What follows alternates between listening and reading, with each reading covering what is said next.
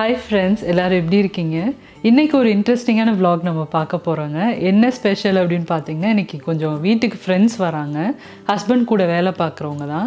So அதனால் நான் இன்றைக்கி வந்து கொஞ்சம் சிம்பிளான ஒரு விருந்து ரெடி பண்ணலாம் அப்படின்னு சொல்லிட்டு பிளான் பண்ணி வச்சுருக்கேன். ஸோ அதை பற்றி தான் இந்த vlog இருக்க போகுது. ஹோப் உங்களுக்கு இன்ட்ரெஸ்டிங்காகவும் யூஸ்ஃபுல்லாகவும் இருக்கும்னு நினைக்கிறேன். வீடியோ ஃபுல்லாக பாருங்கள்.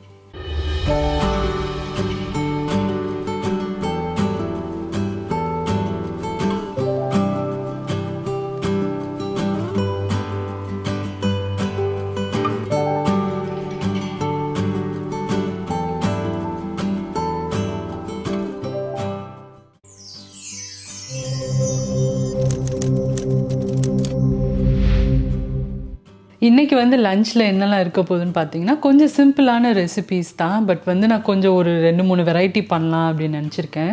யூஸ்வலாக நம்ம வீட்டுக்கு கெஸ்ட் வராங்க அப்படின்னாலே பிரியாணி இது தான் நான் பண்ணுவேன். இல்லைன்னா தேங்காய் பால் யூஸ் பண்ணி ஒரு சாதம் பண்ணுவேன். பட் இது ரெண்டுமே இன்றைக்கி நான் பண்ண போகிறதில்ல. ஏன்னா வந்து வர்றவங்க குழம்பு இந்த மாதிரி ப்ரிஃபர் பண்ணுவாங்க. ஸோ அதனால் நான் யோசிச்சு சரி ஓகே ஒயிட் ரைஸே வச்சிடலாம்.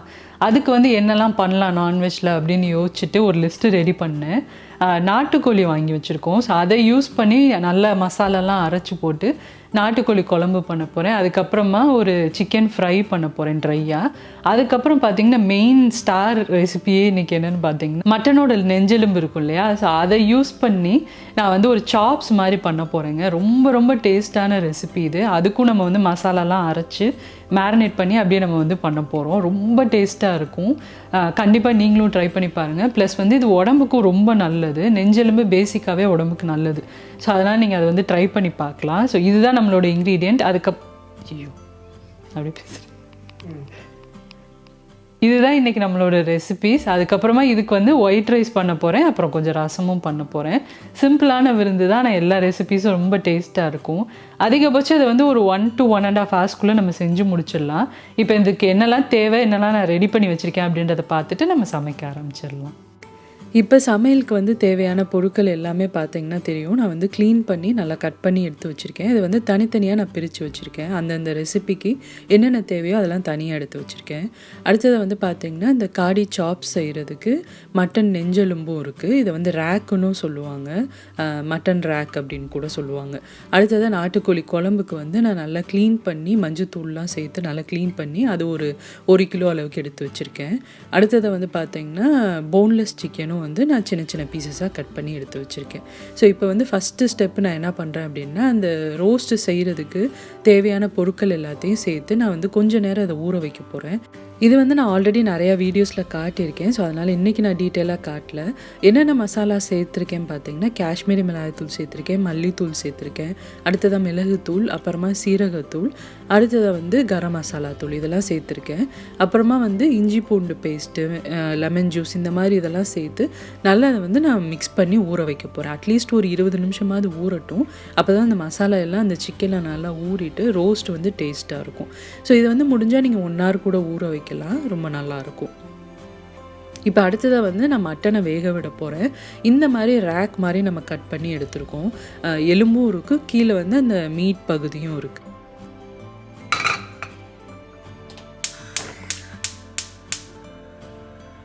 ஸோ இப்போ இந்த மட்டன் வேக வைக்கிறதுக்கு இங்கே ஒரு ப்ரெஷர் குக்கர் நான் எடுத்திருக்கேன். அதில் வந்து நம்ம க்ளீன் பண்ணி எடுத்து வச்சுருக்கேன் இந்த மட்டன் ரேக்கை சேர்த்துடலாம்.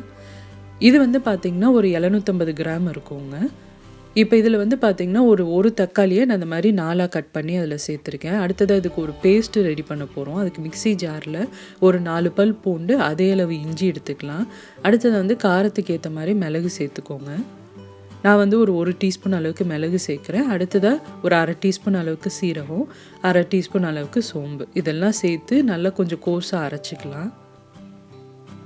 அந்த அரைச்ச அந்த பேஸ்ட்டை நம்ம இந்த மட்டனோடு சேர்த்துக்க போகிறோம். இப்போ தேவையான அளவு தண்ணி சேர்த்துடலாம். இது வந்து நான் சாப்ஸ் மாதிரி செய்ய போகிறனால ரொம்ப கம்மியாக தண்ணி சேர்க்குறேன். இதே மெத்தட் தாங்க. இது வந்து நீங்கள் நெஞ்செலும்பு சூப்பும் செய்யலாம். தண்ணி கொஞ்சம் அதிகமாக சேர்த்துட்டு இதே மசாலா தான் அதுக்கு. நீங்கள் தண்ணி மட்டும் கொஞ்சம் அதிகமாக சேர்த்துக்கலாம். அடுத்ததாக வந்து பார்த்திங்கன்னா, இதில் நான் மஞ்சத்தூள் சேர்த்துருக்கேன். அடுத்ததாக ஒரு டீஸ்பூன் அளவுக்கு நல்லெண்ணெய் சேர்த்துட்டு நல்லா அதை மிக்ஸ் பண்ணிட்டு ஒரு 5-6 விசில் வேக வச்சிடலாம். கொஞ்சம் மீடியம் ஃப்ளேமில் வச்சு வேக வைக்கணும். ஏன்னா அப்போ தான் உங்களுக்கு நல்லா இது வெந்து வரும். உங்களுக்கு வந்து எப்படி மட்டன் வேகுன்றதை பொறுத்து நீங்கள் வந்து வேக வச்சுக்கலாம். இப்போ ஒரு மூடி போட்டு இதை நான் குக் பண்ண போகிறேன்.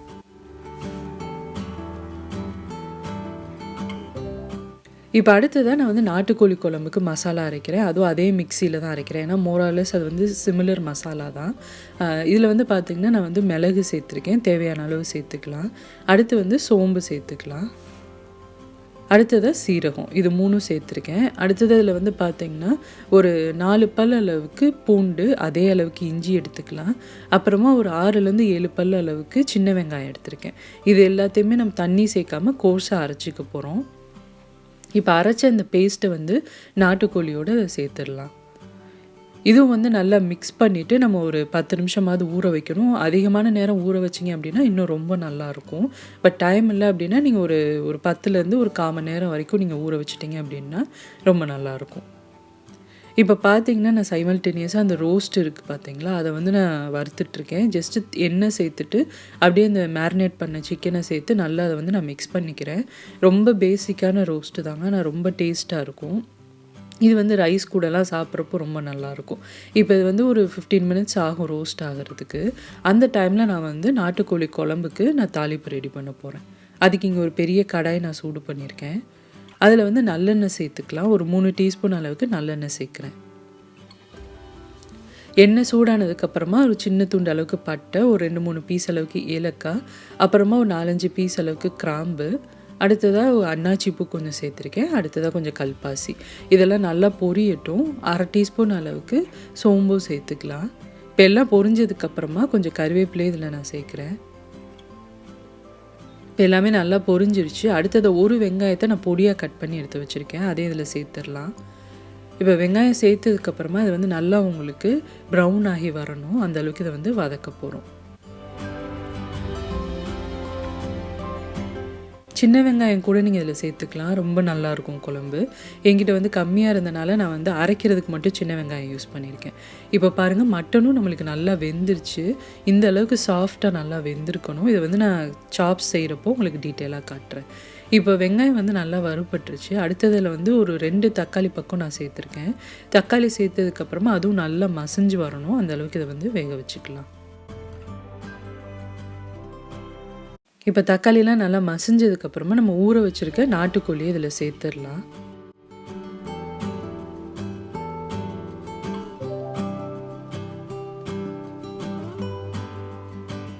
இப்போ இதை வந்து நல்லா மிக்ஸ் பண்ணி விட்டுருங்க. எடுத்தோடனே நம்ம வந்து மசாலாலாம் எதுவுமே சேர்க்க போகிறதில்ல.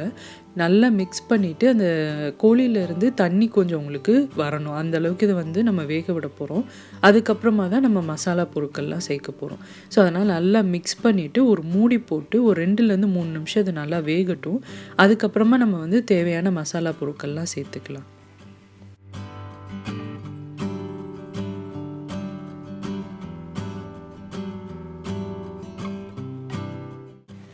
இப்போ நாட்டுக்கோழி பாருங்கள், நல்லா நம்மளுக்கு கொஞ்சம் தண்ணிலாம் விட ஆரம்பிச்சிருச்சு. இந்த அளவுக்கு உங்களுக்கு கலர் மாறிட்டு தண்ணிலாம் விட ஆரம்பித்ததுக்கப்புறமா நீங்கள் வந்து மசாலா பொருட்கள் சேர்த்துக்கோங்க. அப்போ தான் அந்த குழம்பு வந்து ரொம்ப டேஸ்ட்டாக இருக்கும்.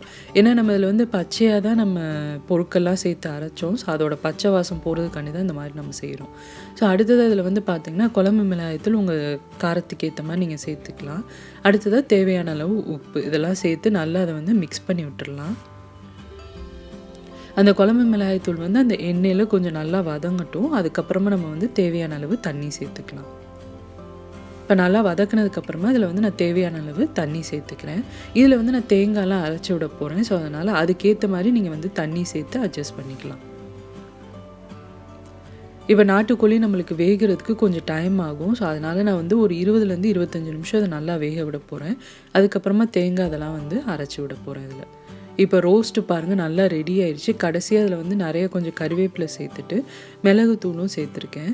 ஸோ நல்லா அதை வந்து மிக்ஸ் பண்ணிட்டோம் அப்படின்னா ரொம்ப டேஸ்ட்டான சிக்கன் ரோஸ்ட்டு ரெடி ஆயிடுச்சுங்க. இது வந்து ரொம்ப டேஸ்ட்டாக இருக்கும். கண்டிப்பாக ட்ரை பண்ணி பாருங்கள். இது வந்து நீங்கள் ரோல் மாதிரி கூட செஞ்சு சாப்பிட்லாம் சப்பாத்தியில் வச்சு. அதுக்கும் இது ரொம்ப நல்லாயிருக்கும். ட்ரை பண்ணி பாருங்கள். இப்போ அடுத்ததாக நம்ம காடி சாப் செய்ய ஆரம்பிச்சிடலாம். அதுக்கு இங்கே ஒரு கேஸ்ட் அயர்ன் பேன் நான் வந்து சூடு பண்ணியிருக்கேன். இப்போ வந்து நம்மளோட நாட்டுக்கோழி குழம்பு நல்லா கொதிக்க ஆரம்பிச்சிருச்சு. ஸோ அதனால் நல்லா மிக்ஸ் பண்ணிவிட்டு ஒரு மூடி போட்டு இதை வந்து ஒரு 25 நிமிஷம் பக்கம் நான் வேக விட போகிறேன். இப்போ இதில் வந்து 1 டீஸ்பூன் மட்டும் நான் எண்ணெய் சேர்த்துருக்கேன். ரொம்ப சேர்க்க வேண்டாம். ஏன்னா அந்த லேம்ப் ரேக்லேருந்தே கொஞ்சம் ஃபேட் உங்களுக்கு நிறையா வரும். அதனால் கம்மியாக சேர்த்தா போதும். அடுத்தது இதில் வந்து தாளிக்கிறதுக்கு கரம் மசாலா பொருள், பட்டை, ஏலக்காய், அதுக்கப்புறமா லவங்கம், அன்னாச்சி பூ இதெல்லாம் சேர்த்து தாளித்ததுக்கப்புறமா சோம்பு, கருவேப்பிலையும் சேர்த்துருக்கேன். எல்லாம் பொரிஞ்சிருச்சு. அதுக்கப்புறமா நம்ம வந்து ஒரு 3லேருந்து 4 பச்சை மிளகாவை உடச்சி அதில் சேர்த்துக்கலாம். அடுத்தது வந்து பார்த்திங்கன்னா 1 வெங்காயத்தை நல்லா பொடியாக கட் பண்ணி அதில் சேர்த்துருக்கேன். இப்போ வெங்காயம் வந்து நல்லா உங்களுக்கு வறுபடணும், அந்தளவுக்கு இதை வதக்கிக்கலாம். இப்போ இது வந்து கொஞ்சம் காரமான ரெசிபி, அதனால் பச்சை மிளகாய் சேர்க்குறோம், மிளகு சேர்த்துருக்கோம், அப்புறமா இன்னும் வந்து நம்ம மசால் பொடி இதெல்லாம் சேர்க்க போகிறோம். சப்போஸ் உங்களுக்கு காரம் கம்மியாக வேணும் அப்படின்னா நீங்கள் வந்து இதில் கொஞ்சம் கம்மி பண்ணிக்கலாம். இப்போ வெங்காயம் வந்து நல்லா வறுபட்டதுக்கப்புறமா நம்ம வேக வச்சு எடுத்துருக்கோம் இல்லையா, அந்த சாப்ஸை வந்து அப்படியே இதில் சேர்த்துடலாம். அந்த தண்ணியும் அப்படியே நான் கூடவே சேர்க்குறேன், ஏன்னா அதில் தான் அந்த மசாலா எல்லாமே இருக்கும். ஸோ அதனால் தண்ணியும் அப்படியே நம்ம சேர்த்துக்கலாம். இப்போ இதை வந்து நல்லா மிக்ஸ் பண்ணிவிட்டு நம்ம வந்து மசால் பொடி இதெல்லாம் சேர்க்க போகிறோம். நான் குழம்பு மிளகாய்த்தூள் காரத்துக்கு ஏற்ற மாதிரி சேர்க்குறேன். ஒரு 2 டீஸ்பூன் அளவுக்கு சேர்த்துக்கலாம். அடுத்ததாக தேவையான அளவு உப்பு சேர்த்துக்கலாம். இப்போ எல்லாத்தையும் நல்லா மிக்ஸ் பண்ணி விட்டுடலாம். மிக்ஸ் பண்ணிவிட்டு ஒரு 10லேருந்து 15 நிமிஷம் பக்கம் நான் அதை வந்து நல்லா குக் பண்ண போகிறேன். கொஞ்சம் ட்ரையாக இன்றைக்கி நான் பண்ணுறேன். ஸோ அதனால் நம்ம வந்து ஒரு 10-15 நிமிஷம் பக்கம் ஆகும். நல்லா மிக்ஸ் பண்ணிவிட்டு இதை வேக விட்டுடலாம்.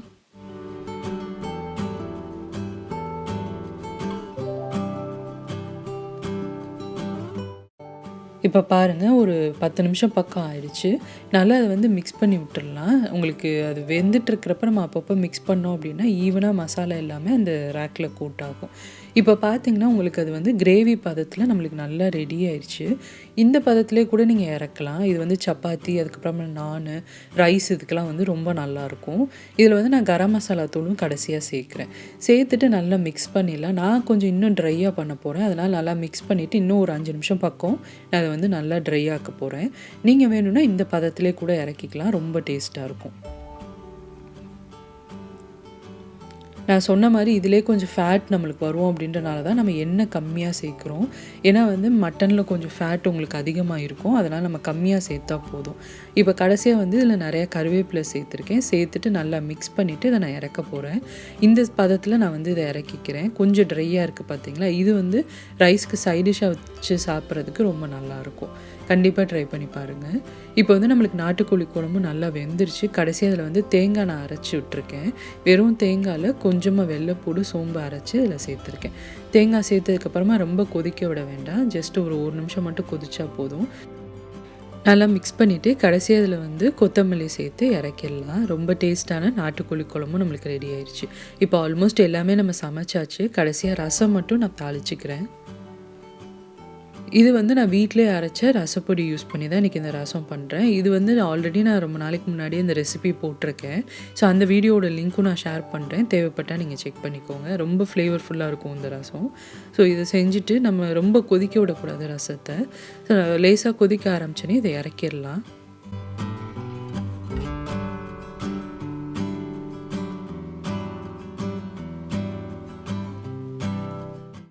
அவ்வளோதான், ரொம்ப சிம்பிளான ஒரு விருந்து ரெடி ஆயிடுச்சு.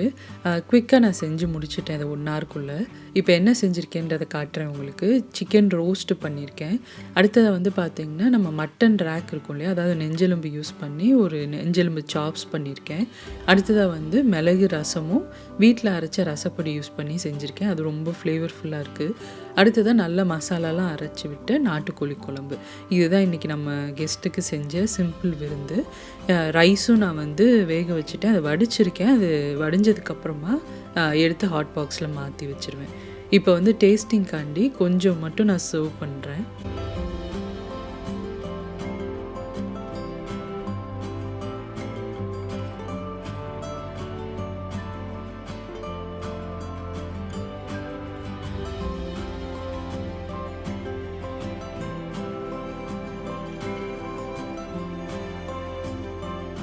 எல்லோரும் எப்படி இருக்கீங்க? எல்லோரும் சேஃபாக இருப்பீங்கன்னு நினைக்கிறேன். இப்போ வேறு புதுசாக ஏதோ சொல்கிறாங்க.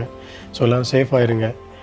நாங்களும் இப்போ வெளியில் போகிறதெல்லாம் ரொம்பவே கம்மி பண்ணிட்டோம். ஏதோ கடைக்கு மட்டும் தான் போயிட்டுருப்போம். இப்போ அதுவுமே கொஞ்சம் கம்மி பண்ணியாச்சு. இன்றைக்கி வீட்டுக்கு என் கூட வேலை பார்க்குறவங்கள விருந்து கூப்பிட்ருக்கோம். அதாவது மதிய சாப்பாடு கூப்பிட்ருக்கோம். தடபுடலாம் செய்யலைனாலும் கம்மியான நான்வெஜ் விருந்து, ஆனால் செம்மையாக டேஸ்ட்டாக செஞ்சுருக்கா. அதில் பார்த்தோம் அப்படின்னா நாட்டுக்கோழி குழம்பு, நாட்டுக்கோழி வறுவல், ஆட்டோட நெஞ்செலும்பு அதில் காடி சாப்ஸ் செஞ்சுருக்கா. இது ரொம்ப ரேராக தான் செய்வோம். அதனால் முடிஞ்ச உடனே டேஸ்ட் பண்ணி பார்த்துடணும் ஒரு மாதிரி ரொம்ப ஆர்வத்தில் இருந்தேன். எல்லாம் முடிஞ்சு இப்போ நான் சாப்பிட்றது உங்களுக்காக, உங்களோட சேர்ந்து சாப்பிட்றதுக்கு. அதுக்கப்புறம் பசங்க வர்றப்போ அவங்களோட சேர்ந்து சாப்பிட்டுட்ருப்போம். இப்போ எப்படி இருக்குன்னு டெஸ்ட் பண்ணி பார்த்துடலாம். அந்த காடி சாப்ஸில் கொஞ்சம் ட்ரையாக பண்ணியிருக்கேன். ஸோ அதில் இருக்கிற அந்த கிரேவி எடுத்து ஃபஸ்ட்டு சாப்பாடோட பிணைஞ்சு சாப்பிடுவோம். அதுக்கப்புறம் நாட்டுக்கோழி குழம்பு இருக்குது, ரசம் இருக்குது. அடாடா பயங்கர ஸ்மெல்லு. நல்ல காரமாக செஞ்சுருக்கா. பெப்பர், மிளகா, பச்சை மிளகா பொடி, அவ்வளோதான் நான் பார்த்தேன்.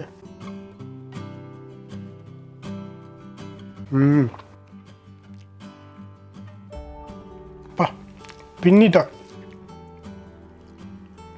செம்ம டேஸ்ட், சான்ஸே இல்லை.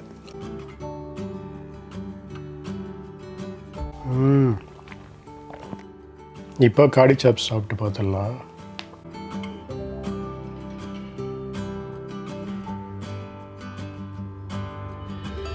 அடடா அப்பாப்பா, சான்ஸே இல்லை டேஸ்ட்.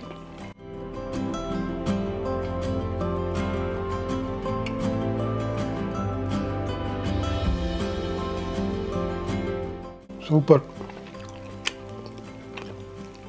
பசங்களுக்கெல்லாம் வெயிட் பண்ண முடியாது போலயே. இப்போ கொஞ்சம் சாதம் வச்சுருக்கேன். அது நாட்டுக்கோழி குழம்பையும் டேஸ்ட் பண்ணி பார்க்குறதுக்காக அதையும் டேஸ்ட் பண்ணி பார்த்துருவோம்.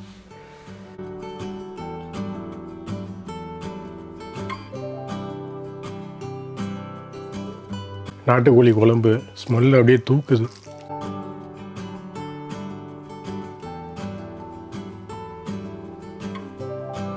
அடா